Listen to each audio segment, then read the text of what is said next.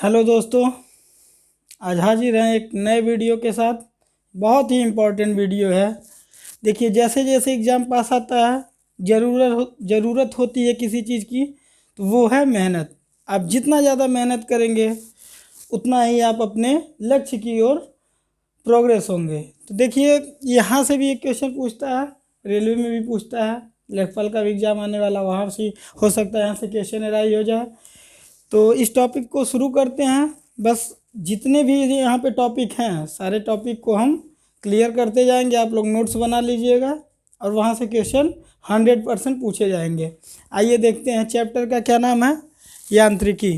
यांत्रिकी मतलब वही जो समझ में आया, यंत्र उन्त्र, ठीक है, जो कारखाने होते हैं उसमें कैसे कैसे मशीनें काम करती हैं, कहाँ फोर्स लगता है, कहाँ विस्थापन होता है, ठीक है, कार कैसे चल रहा है, दूरी, समय, मतलब जितनी भी चीज़ें होती हैं, हम लोग किसी पिंड पर फोर्स लगाते हैं, उससे रिलेटेड जितने भी क्वेश्चन बनते हैं वो सब यांत्रिकी में आता है।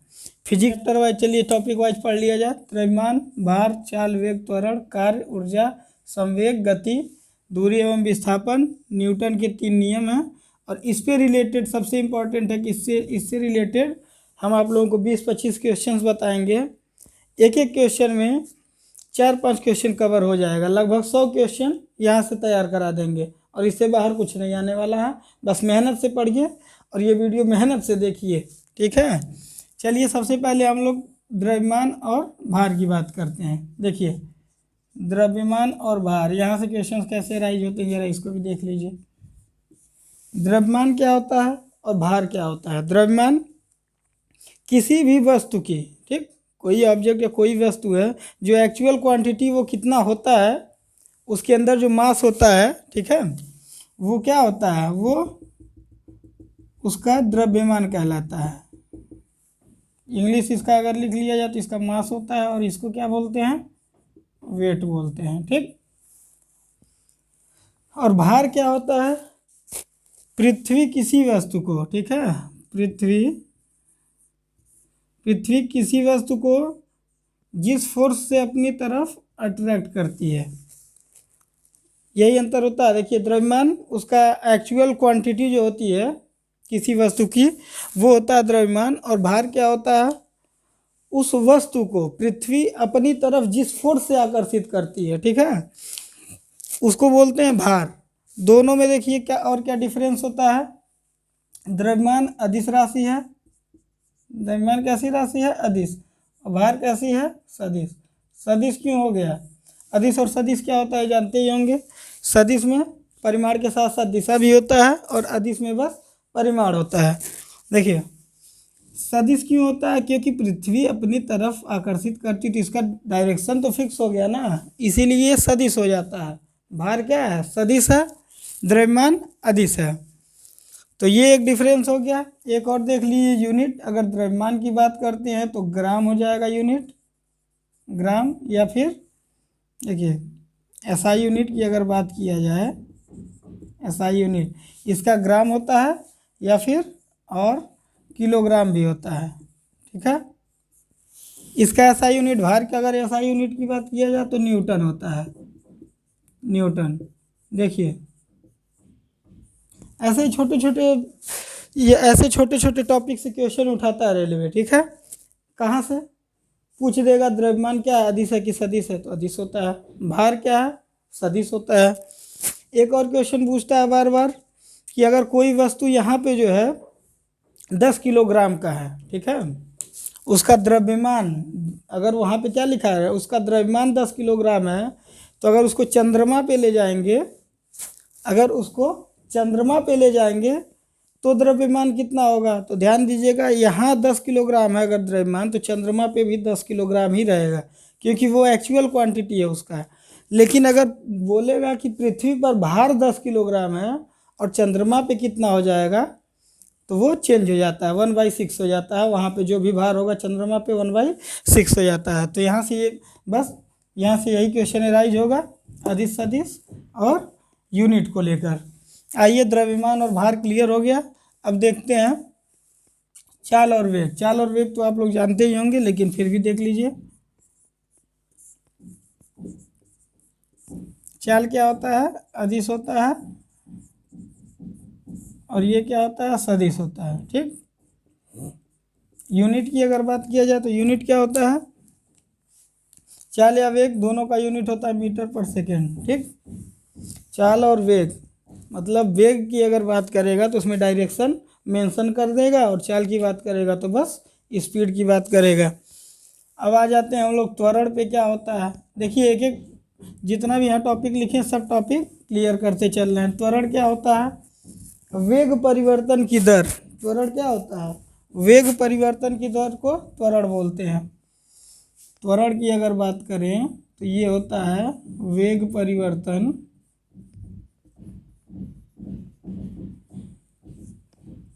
अपन समय। त्वरण मतलब अगर इंग्लिश में बात किया जाए एक्सीलरेशन। एक्सीलरेटर का नाम सुने ना, एक्सीलरेट करते हैं, खूब तेज़ी से भागने लगता है, तो कभी धीरे कर लेते हैं, तो वही एक्सीलरेशन होता है। मतलब वेग परिवर्तन, कभी धीरे जा रहे हैं अचानक में बहुत तेज़ी से चलने लगे, तो वेग में क्या हो रहा है, परिवर्तन हो रहा है। उसी परिवर्तन को अगर समय से डिवाइड कर देंगे तो एक्सीलरेशन हमारा काउंट हो जाता है। तो ये होता है वेग परिवर्तन अपन समय। वेग परिवर्तन मतलब क्या होता है, अगर मान लीजिए फाइनल वेलोसिटी v है, इनिशियल वेलोसिटी u है, अगर टाइम से डिवाइड कर दिया जाए तो त्वरण का फार्मूला निकल जाता है v minus you upon T. अब आ जाते हैं कार्य की बात करते हैं। कार्य क्या होता है, चलिए पहले इसको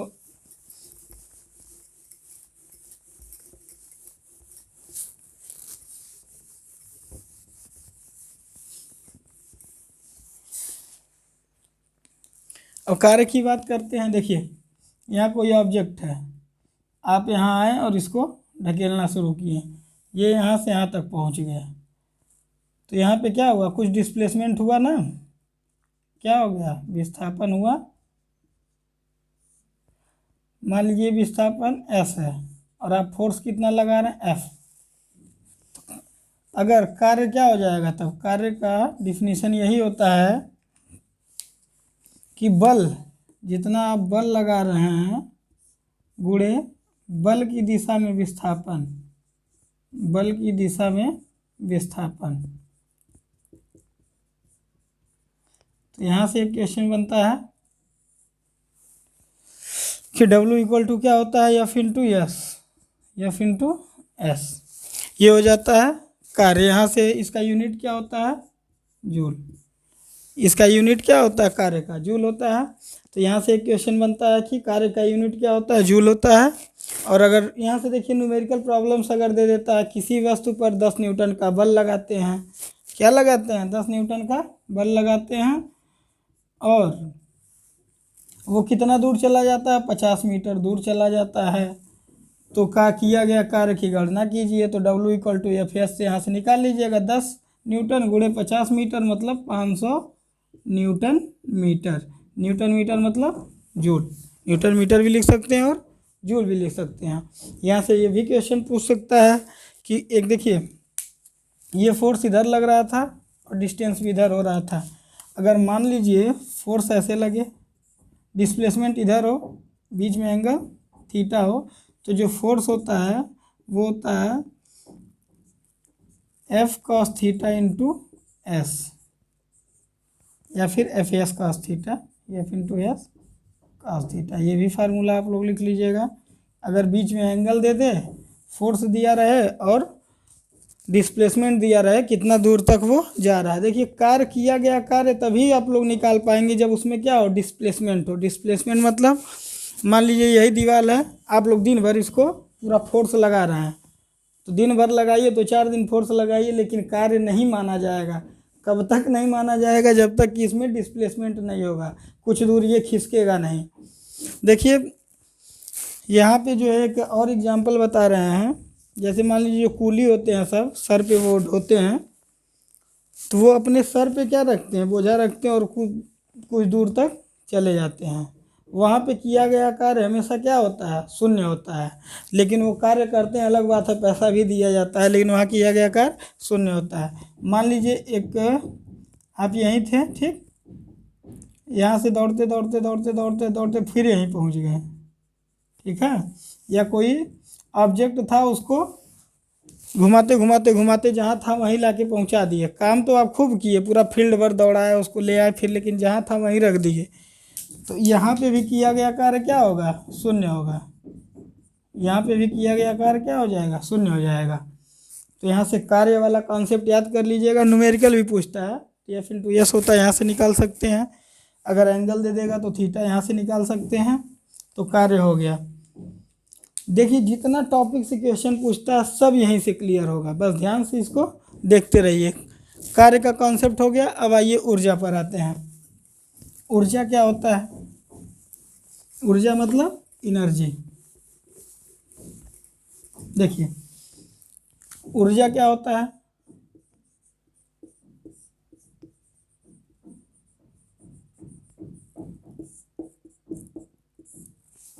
आपके अंदर कितनी ऊर्जा है काम करने की, ठीक है, उसे भी ऊर्जा कहते हैं। यहाँ पे जो है ऊर्जा जो होता है, देखिए पावर और ऊर्जा मतलब शक्ति और सामर्थ्य। देखिए शक्ति और ऊर्जा ये दो चीज़ें होती हैं। शक्ति क्या होता है, कितने कम समय में काम कर ले रहे हैं, मतलब वर्क अपॉन टाइम होता है। और ये ऊर्जा एक्चुअल में वर्क होता है, आपके द्वारा किया गया कार्य ऊर्जा होता है। और शक्ति क्या होता है, कितने कम समय में आप कितना ज़्यादा काम कर ले रहे हैं। तो इससे क्लियर हो जाए कि आपके अंदर बहुत ज़्यादा पावर है, आप शक्तिशाली हैं। इसका मात्रक क्या होता है, शक्ति का वाट होता है और ऊर्जा का होता है जूल। एनर्जी की बात करते हैं तो यहाँ से होता है एक यांत्रिक ऊर्जा। यांत्रिक ऊर्जा, यांत्रिक ऊर्जा को इंग्लिश में बोलते हैं मैकेनिकल एनर्जी।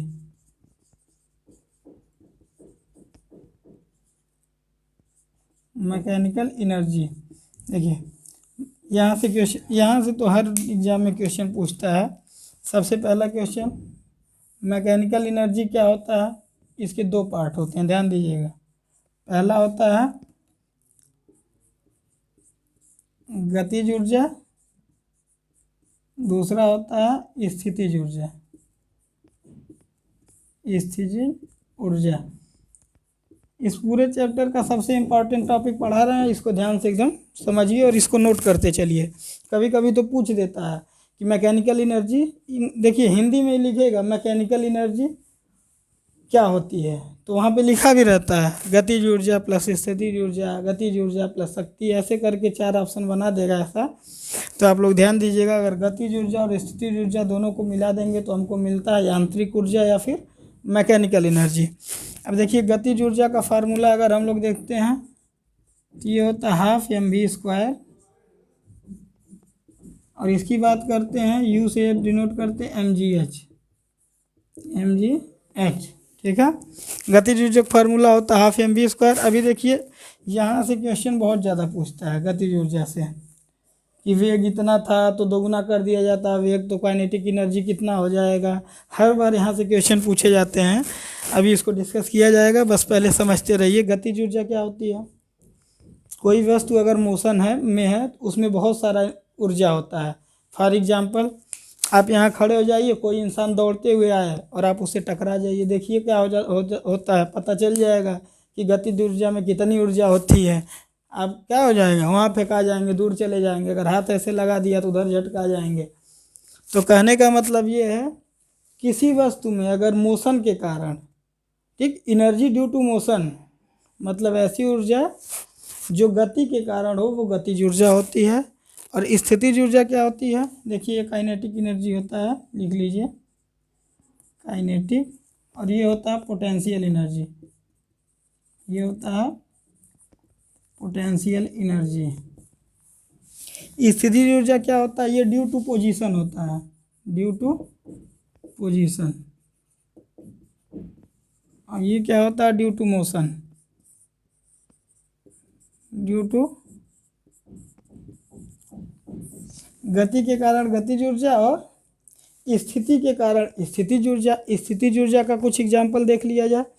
देखिए स्थितिज ऊर्जा का मतलब है इस स्थिति में कोई ऑब्जेक्ट रहेगा कि जो उसको छोड़ेंगे ना तुरंत वो ऊर्जा के कारण मोशन में आ जाएगा। जैसे डैम का ले लीजिए, बांध जो होते हैं वो ऊंचाई पे बनाए जाते हैं, जब उसको बांध को ओपन किया जाता है बहुत तेज़ी से पानी क्या होता है, बहने लगता है।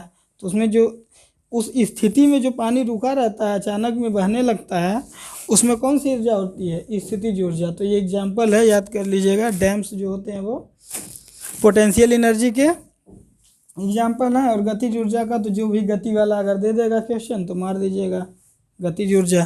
तो यहाँ से ऊर्जा के बारे में हम लोग पढ़ लिए हैं। अभी इस पे देखिए, इस पे बेस्ड अभी क्वेश्चन भी बता रहे हैं आप लोगों को, कैसे क्वेश्चन पूछा जाता है और कैसे सॉल्व करते हैं।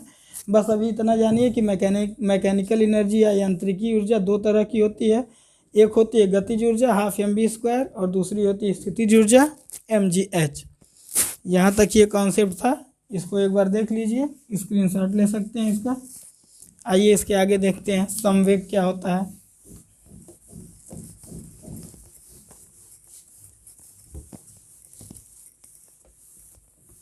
देखिए संवेग क्या होता है। संवेग होता है P = mv। ठीक, संवेग क्या होता है, P = mv। अगर कोई m क्या है, अगर कोई m द्रव्यमान का ऑब्जेक्ट है, ठीक, और वो किस वेलोसिटी से मोशन कर रहा है, v वेलोसिटी से मोशन कर रहा है, तो उसे क्या बोला जाएगा, संवेग। P = mv बोला जाएगा। या तो और जो है P = mv हो जाएगा, संवेग हो जाएगा। गति आप लोग जान ही रहे हैं। दूरी एवं विस्थापन में क्या डिफरेंस होता है। दूरी की जब बात करेगी, मान लीजिए कोई इंसान यहाँ है, दूरी होगी तो आप लोग इधर से भी मेजर कर सकते हैं, इधर से भी मेजर कर सकते हैं, मतलब उसका डायरेक्शन फिक्स नहीं है, तो दूरी अदिश राशि है। विस्थापन की जब बात होगी तो क्या हो जाएगा, विस्थापन मतलब उसका फिक्स डायरेक्शन होगा। अगर कोई ऑब्जेक्ट यहाँ है, मान लीजिए इसको अगर इधर शिफ्ट किए तो विस्थापन इधर से इधर हो रहा है, ठीक है, तो इसका क्या डायरेक्शन फिक्स है, मतलब ये सदिश राशि है। दूरी कैसी राशि है, अदिश राशि होती है दूरी और विस्थापन। ये देखिए छोटे छोटे क्वेश्चन यहाँ से आपको मिल जाएंगे, दिखने में इजी होते हैं लेकिन ये लोग गलत करके आते हैं, ठीक है, तो आप लोग गलत मत करिएगा, ध्यान दीजिएगा। दूरी अदिश राशि होती है और विस्थापन सदिश राशि होती है। अब न्यूटन के 3 नियम के बारे में चर्चा कर लिया जाए, उसके बाद फिर इस पे कुछ बेस्ट क्वेश्चंस की बात कर लिया जाए। तो आइए देखते हैं न्यूटन के 3 नियम कौन कौन से हैं। देखिए पहला नियम क्या है न्यूटन का, प्रथम नियम। प्रथम नियम, देखिए प्रथम नियम को ही बोलते हैं जड़त्व का भी नियम बोलते हैं, लॉ ऑफ इनर्शिया। पहला क्वेश्चन यहीं से, जड़त्व का नियम।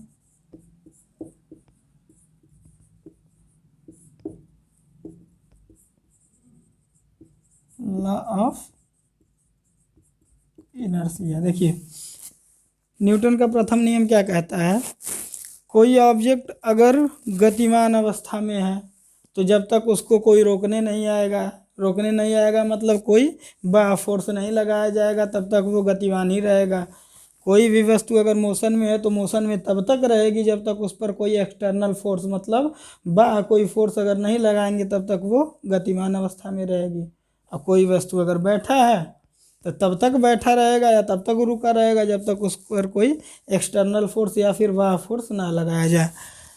मतलब वो अपने आप को क्या रखना चाहता है, अपने पोजीशन में ही रखना चाहता है, उसे एक बोलते हैं न्यूटन का प्रथम नियम। यहाँ से क्वेश्चन कैसे बनता है कि जड़त्व का जो नियम होता है वो न्यूटन का कौन सा नियम है, तो आप लोग क्या बताएंगे, जड़त्व का जो नियम होता है वो न्यूटन का प्रथम नियम होता है। आइए द्वितीय नियम की बात कर लिया जाए। अभी इस पे देखिए जितने भी बेस्ड क्वेश्चन है इस चैप्टर से सारा अभी आप लोगों को बता रहे हैं, बस ध्यान से वीडियो देखते रहिएगा। द्वितीय नियम क्या कहता है, न्यूटन का द्वितीय नियम,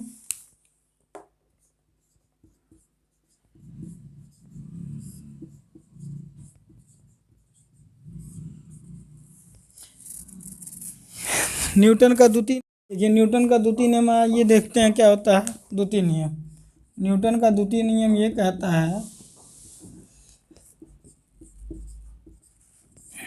अगर यम द्रव्यमान का कोई वस्तु ले लो, ठीक, इस पे अगर फोर्स F लगाते हो तो इसमें जो त्वरण उत्पन्न होगा ना ये फोर्स इन्हीं दोनों के बराबर होगा।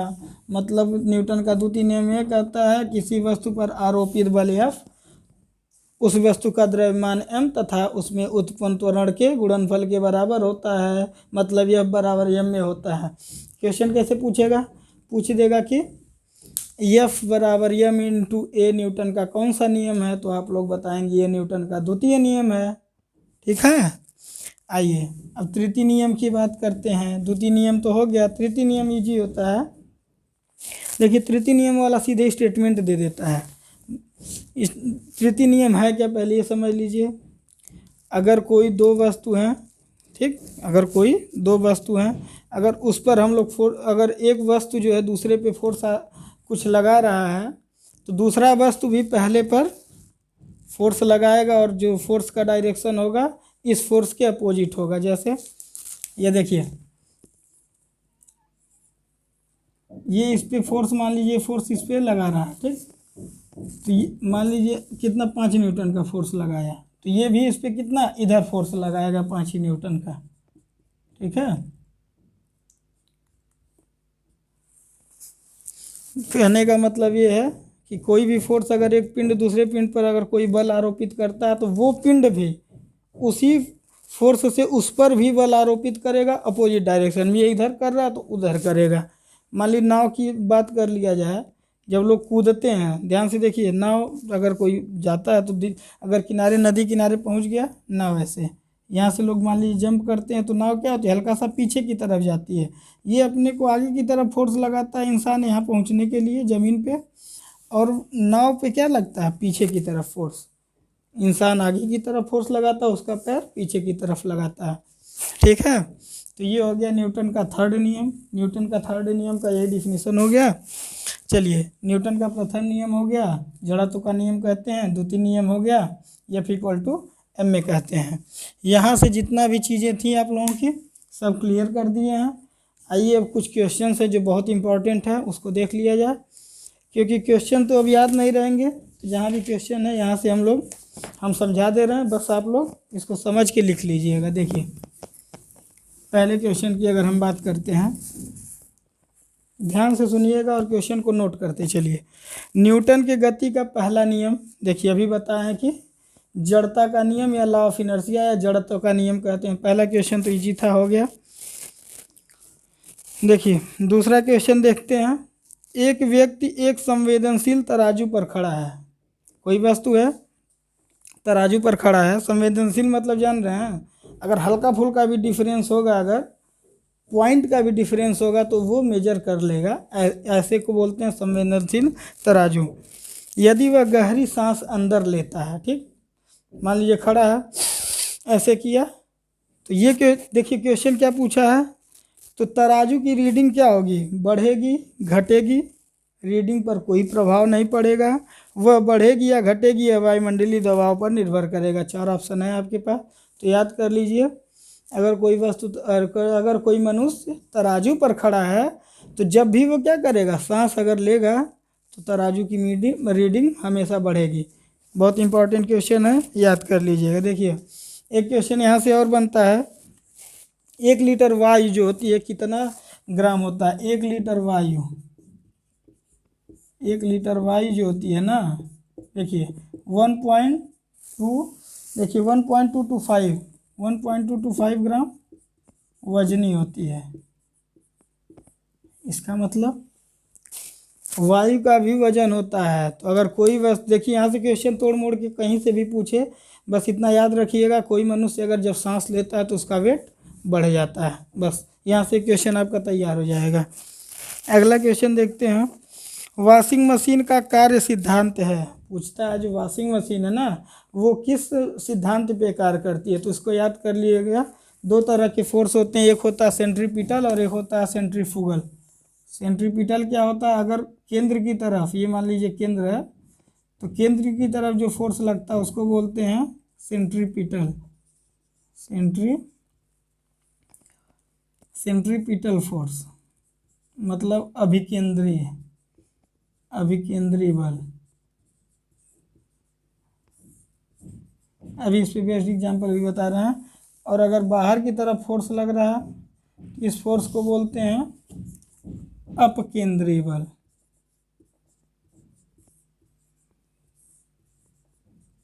या फिर सेंट्रीफ्यूगल फोर्स। Centrifugal force.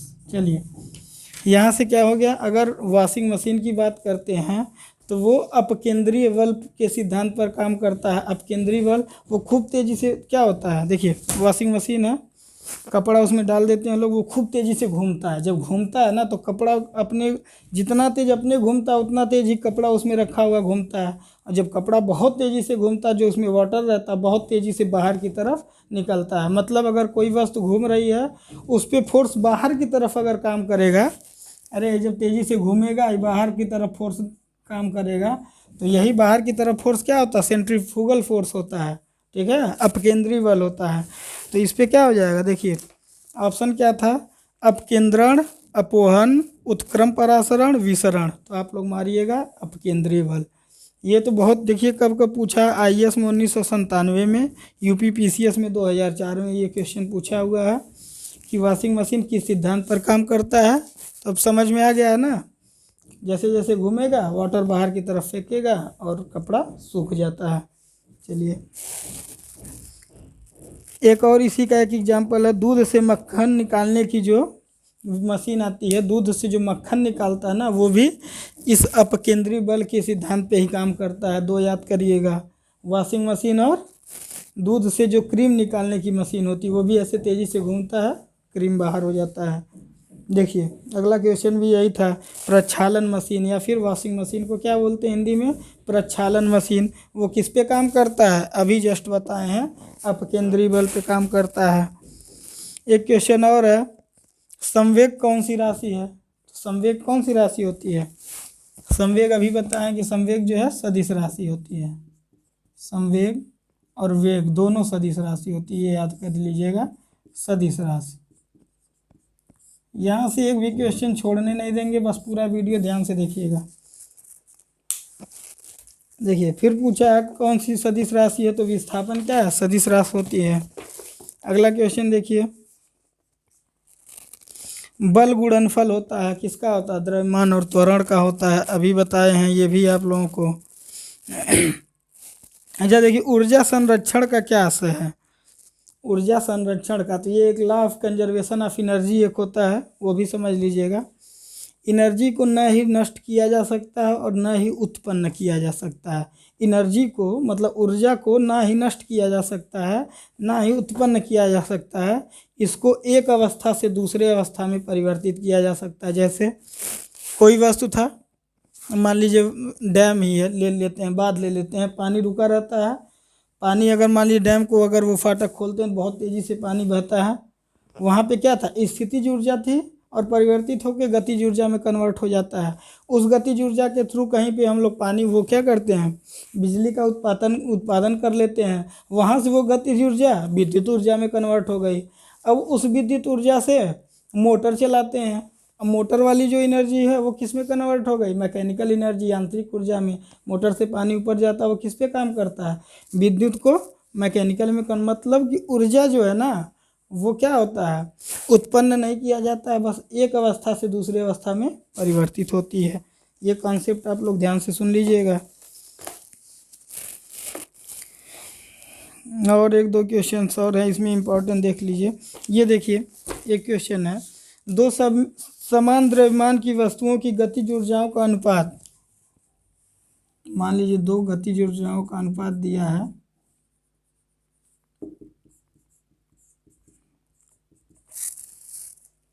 दिया 4:9। तो पूछा है उनके द्रव्यमानों का अनुपात क्या होगा। देखिए पूछा है उनके द्रव्यमानों नहीं, उनके वेगों का क्या अनुपात होगा। V1:V2 कितना होगा। देखिए दोनों वस्तुओं का द्रव्यमान दिया है कि सेम है, ये पहले ही दे दिया समान द्रव्यमान है, समान द्रव्यमान है, m है। और हम लोग जानते हैं कि हाफ m v² होता है। तो अगर काइनेटिक एनर्जी पहले वाले की बात करेंगे तो मान लीजिए इसका वेलोसिटी v1 है और दूसरे वाले का क्या हो जाएगा, हाफ m v2 यही दिया 4/9। देखिए हाफ से हाफ कैंसिल, m से m कैंसिल, तो v1 स्क्वायर/v2 इक्वल टू 4/9 था। तो यहाँ से हो जाएगा, देखिए v1 स्क्वायर/v2 इक्वल टू 4/9, तो यहाँ से आ जाएगा v1/v2 इक्वल टू 2/3। तो अगर काइनेटिक ऊर्जा का अनुपात दिया था तो आप लोग वेलोसिटी का अनुपात आराम से निकाल सकते हैं। इसी तरह और भी जितने क्वेश्चंस होंगे आप लोग ढूंढिए, खोजिए और उसको सॉल्व करिए, और 1-2 बार इस वीडियो को देख लीजिए। इतना तो कन्फर्म है कि आपको 100% यहाँ से क्वेश्चन मिलेंगे ही मिलेंगे। रेलवे में तो हर बार यहाँ से क्वेश्चन पूछा है, ठीक है। तो आप लोग कोशिश करिएगा इस वीडियो को देख के, यहाँ से बस स्क्रीनशॉट से काम नहीं चलेगा, वीडियो जितना देखिएगा, जो हम बोले हैं वहाँ से भी नोट्स अपना बना लीजिएगा, क्या कैसे चीज़ें होती हैं। इसके बाद जो है अगला चैप्टर गुरुत्वाकर्षण वाला हम लेकर जल्दी ही आप लोगों के बीच में आएंगे। इस वीडियो को अगर अच्छा लगे तो लाइक करिएगा। तब तक के लिए नमस्कार, जय हिंद।